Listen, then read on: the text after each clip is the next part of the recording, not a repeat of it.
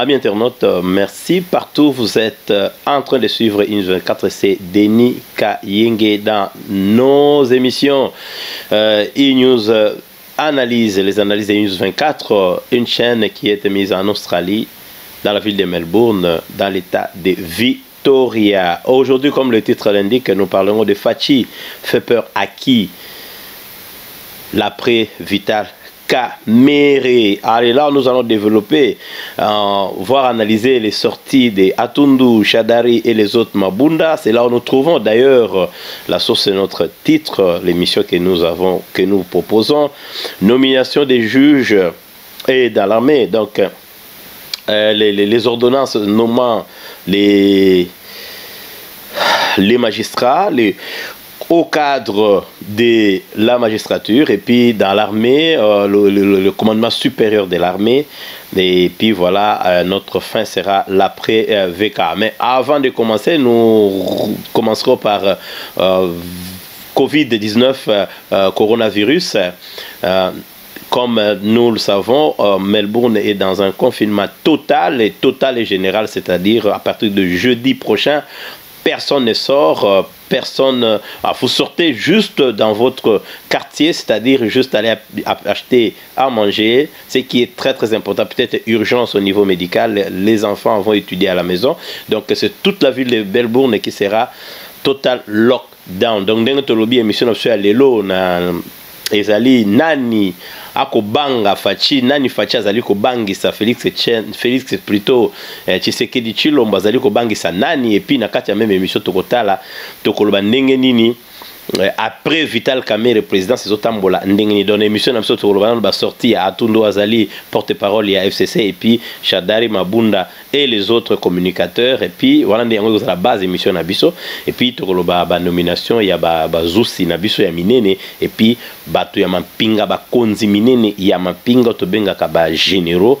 et na suka émission tokoloba so après VK mais tokolobela pe tokobande émission na biso parce que tozana ville à Melbourne tokolobela mingi Covid-19 oyo tolobi keza coronavirus ezali ya solo nde tolobi na part onyo sotoyeba ki ba mesure barrière toyebi ba kosokola maboko tout ça, mais toyeba na communauté nationale congolaise ya Melbourne ba yebeloko moko ezali ya motu ya mingi, et qui à partir ya jeudi déjà, donc toloba à partir ya mercredi na minuit pour l'émission sur Salama ezali lundi, mercredi na Boutou déjà na minuit, et comme port ya masque comme obligatoire na ville ya Melbourne, et puis to côté na presque pratiquement na 4e stage parce que bah remarquer les lots plus de 275 cas ya Covid, ya bato baza infecté, ba cas ya baza infecté bo baza na maladie ya na nzoto na bango ya coronavirus. Batno sotokozonga lisusu ndenge tozala kala oiza lockdown total, c'est-à-dire bakaisa komata. Donc net lobby, il faut olata masque d'une façon obligatoire. Donc à partir ya mikolo faut ko somba masque nayo partout, ko somba masque ezali mabete ba le pays moko ko sali sape masque nayo soki okoka ko sala masque nayo. Alors toza na total lockdown, donc à partir ya ndeko lobi jeudi de bat ba robima li sosote to kenika ko somba biloko ko lia ko ken hôpital na ka urgence ba déplacement entre ba quartier vous ala presque pas. Mais puis si vous avez un masque, il faut que vous ayez $200. La question mutune zali que pour nani na santé na yo moko ba kene ko pesa ka yo le susu ba pesa ba intimider to respecter yango kaka bo bazana misala o isengeli basala bango ne ba kozana besoin ya kozala na nzela ya kobaluka parce que est commis très sérieux. Alors dès que tu as système de santé parce qu'ils sont préoccupés par les politiciens australiens, na kosenga pe na ba to pesa pe merci pe maboko na ba soldats na biso ba militaires parce que va rejoindre la police pour ba salisa Victoria abima na situation tout ba Australie mombaza un peu concerné parce que tous ba comme sur na New South Wales, ça dit na Sydney. Alors biso wa to betel ba maboko, et puis na ba service na so ya santé bo baza ba minganga ba infirmier to betel ba metto sengi na communauté congolaise na la voix auto bengi mongongo ya Australie ya Melbourne na Combo na inews mobimba tolobi na bino to sala makasi po biso ensemble tokolonga yango to respecter mibeko to la santé na biso na ya bana na bandeko na biso o bazali tout autour. Alors nous partons directement bien sûr na émission na biso ba sorti ya Atundu na Shadari na Mabunda na ba communicateur to kotanga ba kombote na carte internet to kaka kolela ezali na kolela. Alors yango ne qui base émission le émission soit lelo otolobi facha zo bangisa nani tokomona bino bandeko bomona ke makambu ebandi ko bongwama ebandi ko koma mbilinga parce que nani azobanga nani azali ko bangisa chef d'état to mona ki akendeki na Brazzaville batuna qui est sur coalition au bazana ngona bandeko ya FCC parce que crise ezali makasi mais okoyeba ke na kati ya crise ezali makasi ya lobi bazali kaka bien ba évidemment ba médias belé o ya ba congolais na libanda bazali ko soutenir ka ke afachi azo comprendre te afachi fois longola batwana afachi fois sala boye ba osenge biloko ebele na mbala moko ezali facilité mais azana ba stratégie na zako kene même discours na oya tenaki parce que en politique c'est que les gens ne doivent pas oublier en politique c'est pas ce que je dis, c'est ce que je fais. Je me rappelle encore à l'époque, il y a Etienne Tshisekedi wa Mulumba Zalaka, premier ministre étant Banoma Kaye, Boudi ya Batolokola, Norengwanda, ministre de la Défense à l'époque. Yebisa Kaye Mendeni, Batubazolo, Bamususu, la majorité présidentielle à Mobutu, Léron, Essa Bango, ce qui importe, c'est pas ce qu'ils disent, c'est ce que moi je fais. Voilà. Donc, ça, biloko balobate. Alors, médias et belé de tout qui n'a émission sur l'équipe. Si, en tant que journaliste, en tant qu'analyste, on s'est retrouvé que aux olobeloko mokona o population bazolo batno surtout bayebi, ça signifie quelque part et loko moko zoko simbate.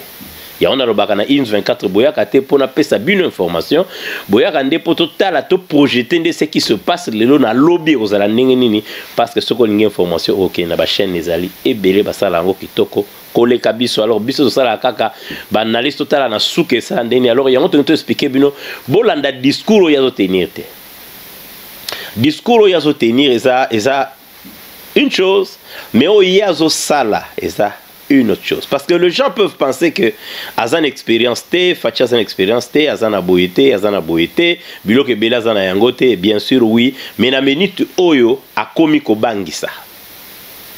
Le lot ce que vous allez moutoua FCC au bangité, au kangi misupo lali tranquille, oza lokuta, oza la ramta FCCT, oza pirater na kati FCC ou bien ozali infiltrer na kati FCC pour détruire FCC. Pour FCC na minute oyo, membre ya solo ya FCC na minute oyo motemeza duku.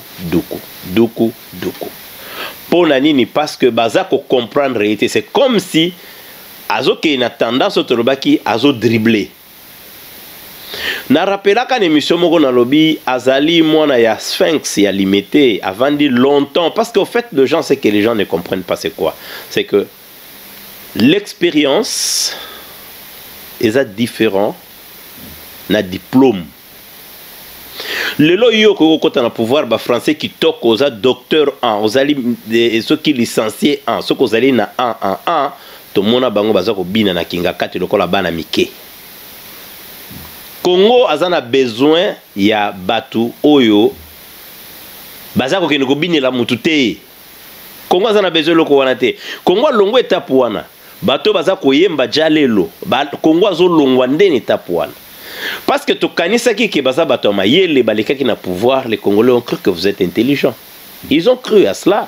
Parce que moni bino bozana ba diplôme, je suis docteur en mais na mboka na ndeto lobaka ba ban ezate bekole ezate enseignement za na ser même pas ba révision, il y a système éducatif na biso salama soki to sala ba papier bloc kala ba senya baza mal payé, ce qui a engendré la corruption ba somba ba diplôme parce que bazalaki na mbongo na poche et ko bimisa nani comme on a toujours dit, on commence par des élèves tricheurs ou des étudiants tricheurs pour finir par des dirigeants voleurs.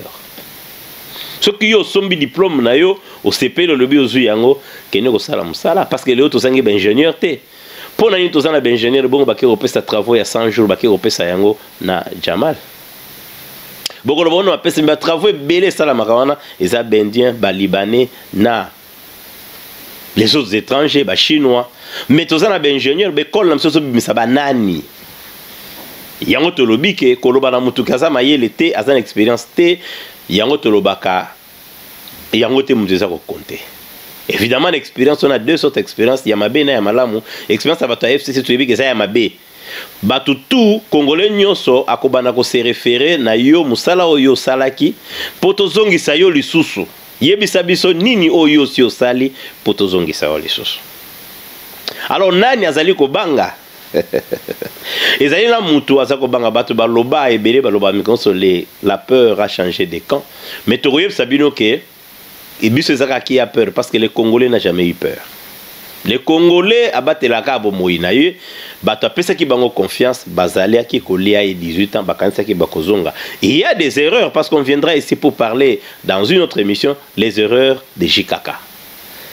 Soki lelo oyo bato baza komona ke bazo banga te bazo banga parce que en soi tangu président de la République alobi na Brazzaville alobi coalition ezali tobomi yango te toza na besoin yango d'ailleurs bato basa bazo travailler pour na yango les deux délégations sont ensemble excusez-moi sont ensemble en train de travailler sur cette coalition la direction dans laquelle il partira. Il a même insisté, il a dit c'est une jeune démocratie, c'est pour la première fois que pays wana ezo compte bloqué. Effectivement nous avons dit ça ici que même les policiers na ba marche baye biloko ko sala te ba mesana Congolais azali ennemi ya policier à tel point que boma yeka soka leki so ba pexi marche yozo munduki beta ba policier batambola na ba binduki leo azata na gaz lacrymogène pour chasser bateau bazo boma ndenge ndeko yo policière ya mwasi aboma Roxy Tshimanga.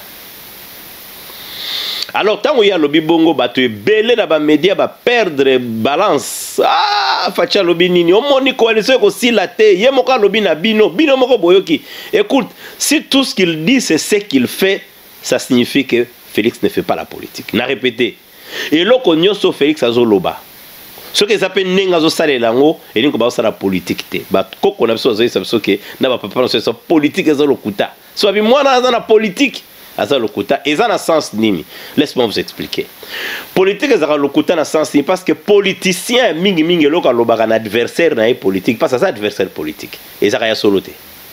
Pour la stratégie à mutu bachaka na mesate ce qu'on l'a très bien discours ya Fachi comme on a talé longine expression longine azana besoin sur FCC tamkete a comme na stade moko boya ko FCC bo longwa ngana leka ou bien bo kena modèle ya Fachi ou bo ke modèle na bino moko bolali. Ce sont des stratégies pour ko longola pe batona parce que bazo longwa moko rappelez-vous il y a eu une démission hein il y a Luamba au cadre de la magistrature n'abso a démissionné qui m'a dit ba contentieux na ba Union européenne na ba américain mais il y a quelqu'un qui fait chef ça bien les kanzela azu a pesier ba dossier o yazo gérer ko banga libosé bandi kuna pour preuve to relaxation be indice ya ko banga libosé bandaki to moni ba communicateur ya FCC ba bandi o la République des juges mabunda be abwaka la République des juges on a besoin de République sociale on a besoin de République ya ba juge te. Ah bon? Pour nani ba benyo République ba juge parce que ba moni ke ba komi ko sambama lelo ba remarquer que fonction na ye ko quitter pour ba sambisete pour preuve ministre ya justice Yemei akenda kazaki verbaliser ba yoki sur PV par ba magistrat ya ngaka konza ba yoki na PV ba cheli bandadi kede ko vanda to ko landelo sima na suka nango parce que zaki faute grave a pemi et salamate na 18 ans oyo ndeko na biso Eliezer alobarake ata souki bon côté Assemblée nationale il y a 18 ans et longola même pas ministre à BBC mais biso lelo majorité bozanango boyi ba tête bonne c'est quoi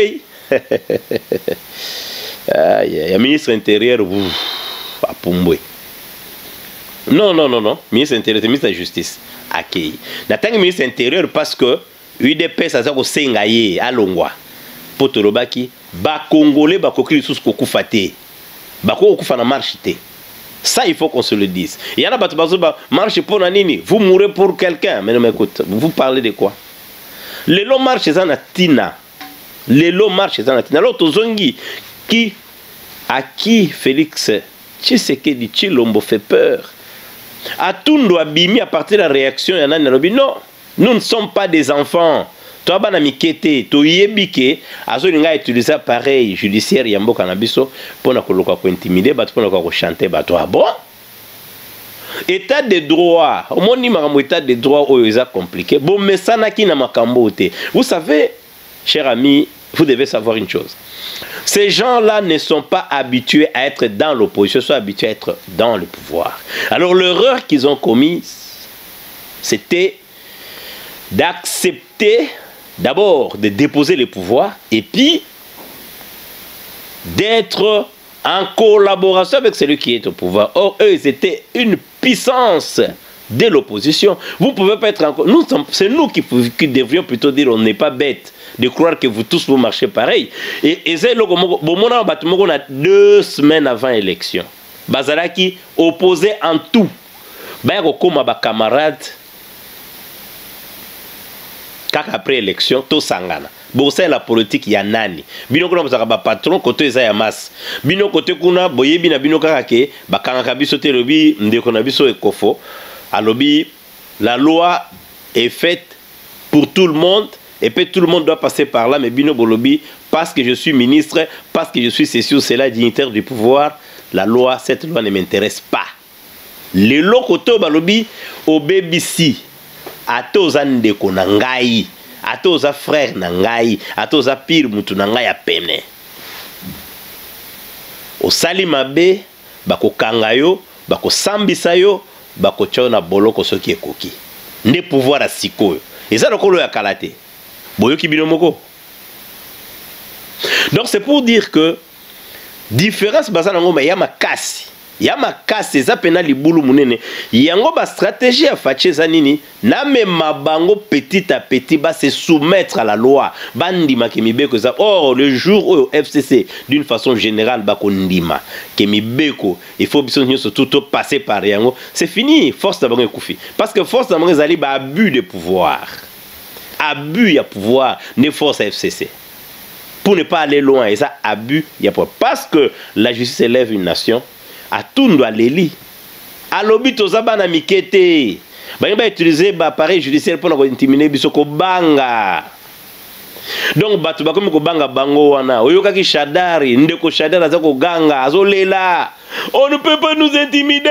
On ne peut pas nous. Et loko e bandaki maleme boyebi ke Shadari mukonsusuko. Azoka kopne yake ne Kigali. Ba kota l'avion.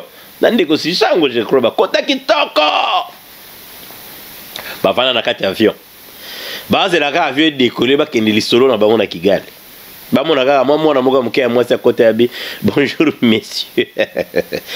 Boko yoko kita parce que boza na droit ko embarquer na avion te bo bima libanda ya mboka. Boko voyager na kati ya mboka bi. Mais qu'est-ce que ça signifie? Oh ngai Shadari. Ozoe banga, ozoe babato te. Abi na yebi yo. Yo ndo bako ko paralyser mboka te. Na yebi na ngai yo. Yo ndo zalaka dauphin ya lukuta, dauphin ya malela. Eza yo na yebi yo.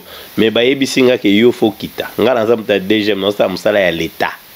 Yo fo kita. Bino bo kita parce que boza na problème. Problème nini toza nango biso yo eza nga Shadari. Dotanga solo ba eza ngai Shadari so yeba ngate. De niko ba ngai na loi to kokani. Toza sani moko nga na loi. Donc ba mais ça c'est la vie qu'ils ont appris. Ya kozala. Ndeko na lobité. Bon pesana ba passeport na noso sala nso keza bino bazi ba passeport pesi mwana mosa ze passeport na poche wo ai ba passeport boza na droit ya kuutiliza ngo lisusu te omoni mukolo oyo ba comprendre ke to komi libanda masana bomoni makama pese bandaki abimi lelo Shadari azwa téléphone abenga yemei abi yemei elela yemei ayambate abengi mususu wana fa benga kaka secrétaire général na bango abenga no yenda secrétaire général bengi mwila mwalobi papa yande nazo benga yeme ao ya ma téléphone ngate alobi ao bengi problème ne na bito zalia na aéroport so ko mela vie ko kene to seko ngato bima to ba papier no seza no reto kene me mwana moko mukia wakangi biso papier bomoni pouvoir en côté kei bomoni makamo Félix solo ke la biso wana na bazana ya ko vimba ndeko abengi yalobi zela l'État ya lingi abenga kuna mona message yeli brrr ute pa yeme yebisa bango basala ndenge lo elobi ba moko yalobi allo Shadari attendez l'avion ne part pas nous allons partir hein nous allons partir il fait sa mission avec nous biso fait na mboko yo bakolo mboko yo di amona kaka ndeko mwela message bien moni kaka tango na zeko solo na yo message yelobi bosala oyo loi ya mboka elobi. Ben c'était bêti pam pam pam pam. Bazonga na ndako balala te. Balobi ah bon? Donc biso ba komo boto so ba passeport pa ya mwana oto monaka ki aza mayele te. O to lo besa muto aza mayele te, aza expérience moté. Mais muta quitte en avion ok. Vous voulez qu'on vous dise ça dans quelle langue? Vous pensez que c'est le diplôme qui fonctionne? Non. Toranda audio moko so eza ndeko makila, azaki presque ko finga. Mais l'un de makila mta seigneur Donas na yepa koma yoko PCA ya ba onatra kuna ezali kaka mwana wana oya lobiaka zali na nyei na mutu na ye bo excuse ngai alobe loko wana audio ne loba melelo a nommé ye. Toko mayele combien de fois biso moni ba intellectuel en bobenga mayele to moni ba docteur ba ko bina nde na bakina baza ko bina na kati ya nsele na mukuwa na maboko moni mutaza ko niku na loketo. Ah, l'intellectuel congolais en cravate et veste sont tombés très bas. Très bas. Qui pouvait s'imaginer que ce petit Kadogo peut se réveiller le matin, devenir bombardier général, après 3 mois de stage, revenir chef de l'armée, ce que 6 mois de stage en Chine, à revenir chef d'armée. Qui peut s'imaginer que ce petit Kadogo qui est entré au Congo, Joseph Akotaka en Égypte, il a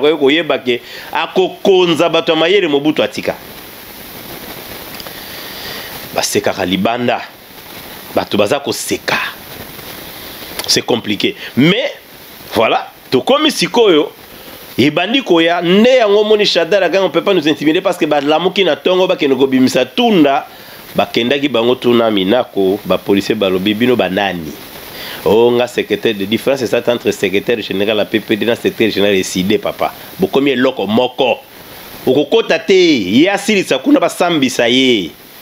Ba pesa bango droit même pas ya kokota ba bimisi tunda nde bakene na kije na bango nde otunda ka ko bimisa yeme na benga ki yeme abiko banga te siko yeme abibanga kokose la yeme makambo te parce que yeme azobomba mbongo na ye po futa ba avocat pour kala mingi te bidon nde boko mema yeme mbangu nga kene malembe boko ya ko mema ye mbangu na place ya sambi selo wane ko lukaso sous problème za nini ba avocat. Il faut que les gens se réveillent. Ko bange bandi mabunda avant la mapa alobaki on utilise l'appareil de l'État pour faire chanter les gens. Alobaki la République des juges. Il y a un président qui a ironiquement la République des juges. Effectivement, magistrature dans ce photo peut s'enguya force pour loin de faire fonctionner. Il y a un laksa congolais que tokokani bande ko toza ndenge moko. Eza ba parfait na yote na kito no 20 pendant ba kiti bo vandela ezali ba kiti oyo ba congolais ba kufa pour bino bozwa yango. Il y a les gens qui ont sacrifié de leur vie pour vous donner ces chaises là que vous asseyez chaque matin. Il y a les Lumumba qui sont partis. La rébellion Moulele a pris beaucoup. Mobutu en a tué autant. Kabila a tué autant. Kabila est revenu l'a tué autant. Les gens sont morts dans des marches. Il y a 3 qui sont morts il n'y a pas longtemps. Tout cela, ils meurent pour donner la dignité au peuple congolais. Dignité wana, yangona bin bo vande na baban wana bo vande. Bomona kiti wana ki bokonzi eloko osakana nango te parce que batu bakufa ba pesa vie na bango pour bien vendre. Alors ba komi ko banga, mais ça batu mukie bazo remarquer que FC ça so banga. Batu pe mukie bazo remarquer que Félix Antoine Tshilombo azali koya. Azali koya batu bazo comprendre nango te. Azali koya azo changer ba pareil to yokaki. To quoi une nomination, na deuxième point na biso na nomination, il y a ba juge en fait ba changement sali na juridique na magistrat na biso ba changement oya ebele ondeko aoti ko sala ezali ba changement moko oyo to kokiko koloba yango biso moko to comprendre que qu'est-ce qui se passe. A benga ki ba généraux nyoso nyoto lobaka lobi bino nyoso tu ezalo zakana kundo lungu obi osala kana Kingulu Mantonto, obio zalaka na mboka nini kimbinga, yofo yata na Afrique Sud atoza malade na mona yo, général Numbia yakite parce que c'est à comprendre que bale ezali place mususu eza kotoye azate. Alors eloko nini salami? Eloko salami ezali simple. Bandeko na biso oyo tozoko lukela bino eloko ya kitoko bomona totala ndenge nini makambango eza kokende. Bandeko na biso balobi ke ndenge za wana toko sala bako sala ba changement tant a décidé ko changer ya on a vu ba nomination to bi ke bazo banga pona ni zo ba kazo yazo ya ndenge nini malembe oyo grand journal alobaka système ya Chiang Kai-shek.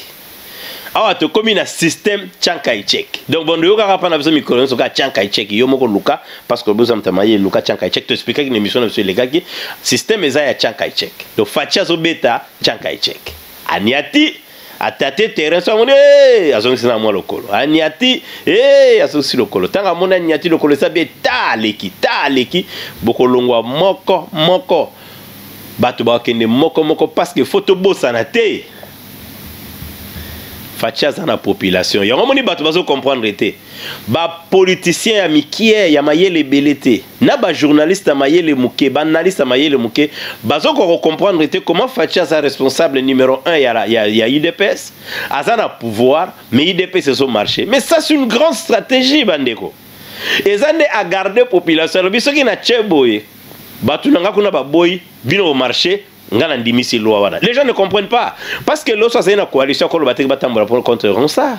À côté de la loi, il y a Mina Kouté. Il y a Vani Nakiti, appareil ne bimina balabal, appareil ne sali moussala, appareil ne peuple wanatina balabal. C'est ce qu'il faut nous comprendre. C'est une frustration en général. Où il y a chargé à sécurité, en Boko Azali, il y a la police à l'Eli. Bah ouais, banani.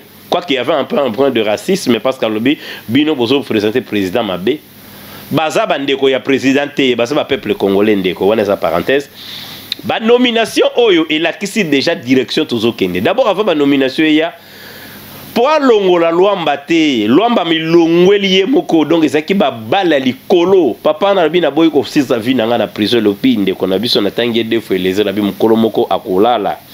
Alors alobi pona ko éviter na bima nanga asoyo na chef de l'état chef d'État na ko faciliter ko bima bima na yo kene ko démissionner beno pesanga ba dossier tout parce que bazana ba problème na élection sur l'équipe oye asayi ko avaliser comme cour constitutionnelle ye azaki responsable nango azali na responsabilité munene ya ba mort ya bato na ba lokuta o isalami kuna na ba élection nyoso oye andimaka azaki sanctionné amoni que soka continuer pe pression l'équipe comme ko bengi na ba téléphone ko finga kaye ko lobana yeke ba ko kangaye alobi mbadi ngana ke natiki bino parce que toloba ki na émission moko ke FCC babana ko longwa moko ba ko longwa ba rejoindre o ba bengaka nzela ya vérité bato bazana ngo yebani bato bazana nzela vérité to yebi bango ezali bandeko oya biso bazali oyo ba marcha kana biso ba polo to lobi député ya malongo eza oya tambola kana baninga wa tambola kana pepe yo lelo za député ya Lukunga moko wa okita makolote na Lukunga oza ya muyibi. Pour les députés doivent être à côté de leur peuple dans tous les pays du monde, à part vous en Afrique. Tous les pays du monde, je vais voir les députés de mon quartier. Je quitte ici, je pars calmement, j'ai son office, je toque, je pars. Je l'ai voté. Il est dans quatre entités là-bas. Peuple, Oyobomoni, Aza député à veste, le Kola Koko Nyang, on commence à nous insulter par des voyous. Aza ya binoté, Ndoki, Alingi binoté. Parce que souci n'est pas moko yé a gagné. Alors la nomination sont cachées nini parce qu'on a changé beaucoup de gens. Nous ne serons pas pour Bordonnance wana et lobi nangon de konanga lobi que tant ba signer Bordonnance wana tant ba loba. Et ça là qui est le col à Nenge pour mbala liboso d'abord ba nommer na ba fonction magistrature ba nommer moi na ya moi si au moni to lukape comme na ye quelque part wa et kozanga te ce qui tozana ngo ce qui to tiango ailleurs te et loko wana eko esala ki batu ba monake ezali Ndenge Odio Nombe Marthe asa nommé comme président du Conseil d'État. Asa président du Conseil d'État. Vous pouvez vous imaginer? Donc, la nomination, on a la liboso, qui peut fonctionner. Donc, sans token de nango, on a liste moulaï, to gotin na Facebook, ne baninga o baba mona qui ont été passés de qui mais na nomination na boromona que facha so récupérer magistrature. Et le reste na maboko ne parce que ça vraiment na maboko ne pour asali la révocation, par exemple, a nommé procureur général près la cour d'appel Yamatete, on a Sylvain Kalula, Eze Bele, maître Bele a nommé Bangwawa, a nommé José Tasso qui est nommé conseil d'État PKK. ndenge toloba kaka magistrat moyo Djulu nommé président du tribunal de commerce de Kinshasa ya Gombe tozali na ba juge oyo bazui ba promotion ba premier na ba grade ba président de la cour de cassation les juges comme Nkabavule Mpanda Kilomba Ngozi. Il y a eu peu ba révocation ezali révocation par exemple il y a magistrat militaire Luboya Mwisi premier substitut de l'auditeur militaire de garnison batona nyonso do ya récupérer yango mais ce que batu bazo ko comprendre était et ça ba stratégie. Et ça ko kende malembe aza ko récupérer terrain na ye pour terrain a passe azalaki nango ezalaki bato bangaki majorité za carton parce que les parlementaires les députés congolais ne font rien ba musale kufi bango pour nini parce que ba coopérer nini ndenge ba opérer ka bandaka ce qui stratégie nous ça ko tricher tu vas tricher contre toi-même parce qu'aujourd'hui l'injuste souffre de son injustice. Bazala qui est injuste, injustice na bango moko comme ko faire souffrir toko diembela wapi ba proposer marche na bango ba koki ko bima libanda te. Lelo FC ça la marche contre aussi a pris à biloko. Aussi a pris à dollar. Est-ce que ces gens ont de l'eau dans leur tête ou bien quoi? Bazala bozana mai, bona zélo. Bona loko nini na mutu na bino nzambe. Alors to koti na armée et loko malonga ya sali ya makasi. A parvenu ko déboulonner nenga prometaka à partir à Londres a déboulonner Numbi a tiki bongo na mo pépé ce qui ba botolio commandement ngana moi na officier militaire ce qui ba botolio donc le militaire le plus dangereux c'est celui qui commande une troupe ce qu'on a bateau commandaka te ato na pété à général major osana tinate. Pour preuve, il dit qu'à peine à l'époque était un simple colonel, mais à ce qui a fonction Moroboye, à ce qui, je crois, chef d'état-major particulier, chef de l'État, à l'époque, il commandait les généraux, Yangwa Saraka, Obabengaka, Jordan, Oesova, ben descend en Boka Nabiso après mort à le roi de Kabila, Tomoni en prison, Yangwa en passant aux Tuna. Est-ce que M. Lokole dit qu'à peine, à Koyko Bimate? Pourquoi condamner à mort quelqu'un qui n'a rien fait? Il n'a fait que sauver son pays. Il n'a fait que sauver un bain de sang qui pouvait être dans la ville à Kinshasa. Il n'a fait qu'être fidèle à Mzee Laurent Désiré Kabila. Il ne voulait pas le trahir jusqu'à la fin. Sinon, il avait le pouvoir entre ses mains. Et dit que Koné dit qu'à peine avait le pouvoir entre ses mains, on ne peut pas vous dire plus. Il l'avait. À ce qu'il a pouvoir, Namaboko Naï pouvait le prendre. D'ailleurs, Moutou a commis président, le jour où il y a Baba Jordan, il y a Kima. Alors, Bozo Kima, Bozo Kende Wapi, Tozan a pouvoir, Namaboko Yenda Zongi Sakaye, mais ingratitude, net robina politique, et Zali, Achamoninga na prison, les loyaux refuta kolekana, po idi kapen, Azali, Kaka, Envie, Nzamba Sali, Saepo, Akone Ozala Makasi, Wanesaki parenthèse, Edi Kapen da robima mkonto sengi na fachi a lobanaka Edi Kapen c'est comment malembe armée commandement armée soko zala ko commandera troupe to ko commander troupe te na armée loko essentiel la sala tien numbi a commis papier léger ba pété ya pamba a commis général sans fonction puis etika libongo libela batu balobi a remplacer général wana na général mususu ya mabe numbi ya mabe a remplacé na mutamabe tango fort bobenga kamisi. Mais non, Amisi a commis administratif papa. Et là on a mis ça bien administration. Tout le monde vérité tango fort assez comata papier du brigadier A4 moko que structure et armée bazalaka boye et administration photo sala boye to ayebi biloko wana te. Oh nazo banabino c'est clair. A commissaire pe l'autre côté a comme inactif. N'armée place baché na minute bignon de bozomo na bongo parce que la réalité armée a commis inactif, c'est-à-dire à koufi, à commander nani. C'est ce que les gens ne comprennent pas. Azo longo la bango na se rappelera kabunda loba na marche moka lobi tozo longo la kabila ndambo ba pouvoir ne ndambo azana ngote atikala yemo ke loko te bongo to kangai. Do ba pouvoir ngo yangwana ba longola batu ba kolongo esilité à part bo ba komite ka bango moko et kotika la kaka bato ba longoli accueilli. Chef d'état-major général commandant suprême ya armée Ezali Félix Tshilombo asali yango nde biloko makasi asali yango na mibale anéantir bato mibale bazaka na komoneti ya munene na mboka o tango fort yango yo tango fort en force na yo armée mabulu eza partout na Congo mobimba bato bakokota balobi 7 pays eza na kati ya Congo yo kaka tango fort fort ango ya yo ya nini soni ba armée ya ba tenue militaire ba soda ya pamba ba généraux ya nzala comment est-ce que rôle na bino ezali intégrité du territoire okozala fier okozala général soki territoire na yo eza ya kokangama étanchéité ya territoire. Mais tu es fier de circuler. Et puis je ne sais pas ce que vous dites à vos femmes, à vos enfants, que je suis général dans un pays comme le Congo. Moi, je me moque de vous. Quand vous ne jouez pas votre rôle, vous devenez n'importe quoi. C'est ça la médiocrité. La médiocrité n'a pas seulement atteint le politique, mais ça atteint aussi l'armée. Armée et apparat. Pour nous que un kadogo sans formation, attaque kota kindenge nini, akokoma na momoko ko stack, akotelema. Batelemi génération na nyoso tu ya bakadogo bazoko défendre mokate. Mais vous avez généraux ga nazala général oh non oh papa. Tika buzoba eza ba générauté, soko za général défendre mboka, nde ba koyeba yo koza makasi. Ba nomaki pe ba généraux oyo monaki ke nomination na bango quelque part et atira ki pe attention na biso ezali ba généraux mususu okomona par exemple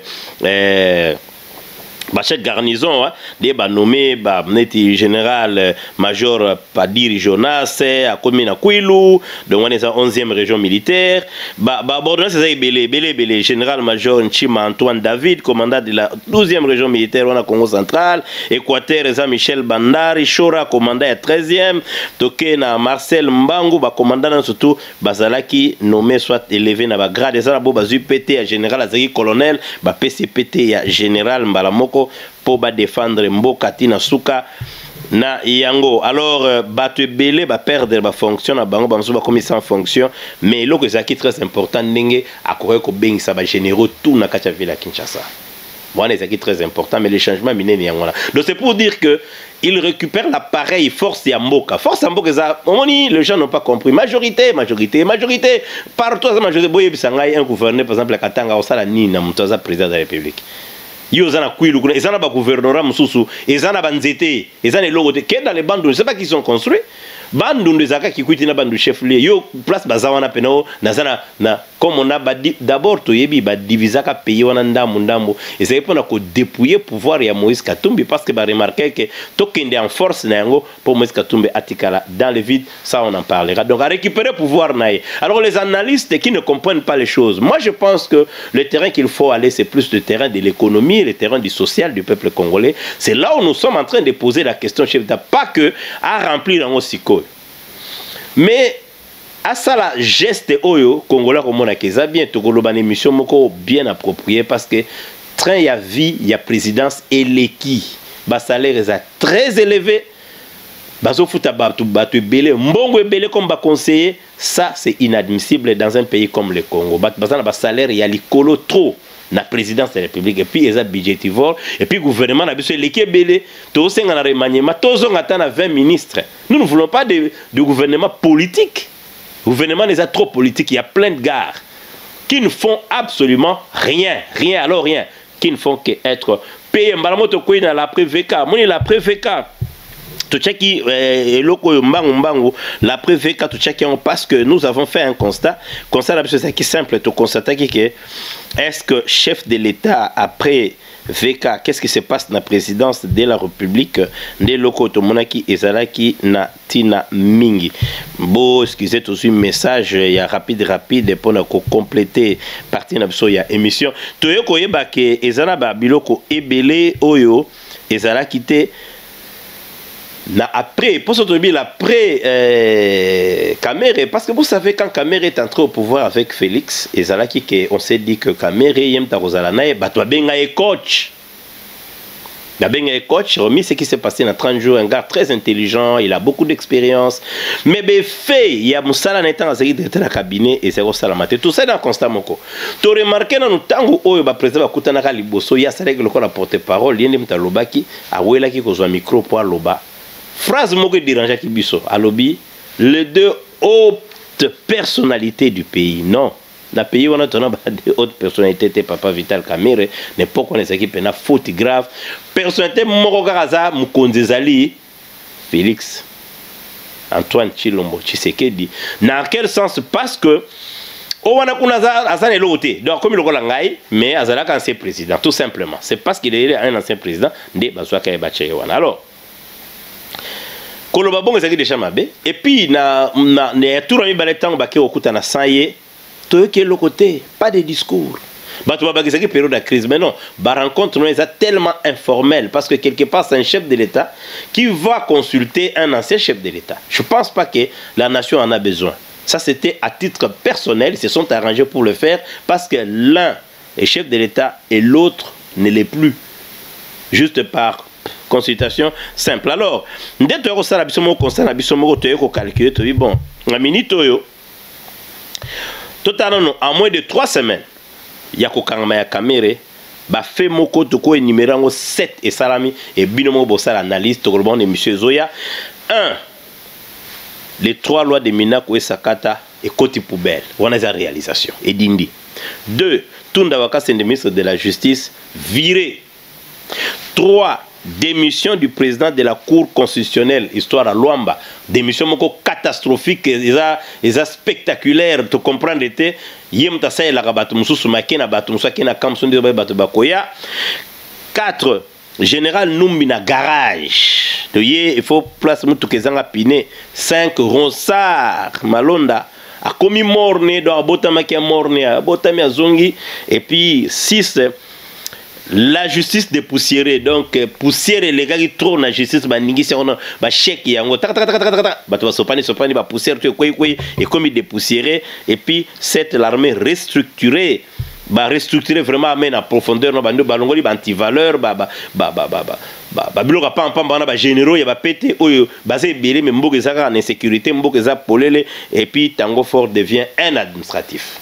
Merci na musala ya Jonathan à Saleli Bisso, ça c'était très génial. À combien d'administratifs, la résolution surtout, est-ce que tout ça, on a besoin, il y a Ndeko, il y a une expérience belée pour Makambo et Salama. Non, pour l'instant, la peur a changé de quantité. Peur, bakolo peur, yebani parce que babanga abandaka la population. Na bango moko alors, to comme na émission na Bisso, merci d'avoir été nombreux et patients avec nous. To signaler binoka que émission à Swahili na Bisso et ça en préparation, nous sommes en train d'enregistrer les émissions. Oyo ketan ekoya eko sepeli sabato to ya maniema na président Masudi bana ya bembe associé bembe ya baba Bafurero, Bino Sotunde, Bozalakawana, les Congolais tout entiers qui parlent Swahili, Bango Bawanolanda. Émission Liboso et vous avez émission où vous lié plus à l'éducation, c'est une émission éducative et vous en avez parce que de toutes les façons, si nous pouvons bien le dire, na katia communauté na biso ya Victoria et vous allez plus basoyer le fond de Bazali. En 24 après voyaki, émission pour na bango, il y aura plateau où vous allez prendre analyse, babandoya vous allez analyse avec une déconabiso où il y a représenté et mission à tout ça on enregistré. En tout cas. Problème ezalité à le totikali kakana bino ndenge bozalaka na réalisation ya fi waka Denis Kayenge alobina bino bye.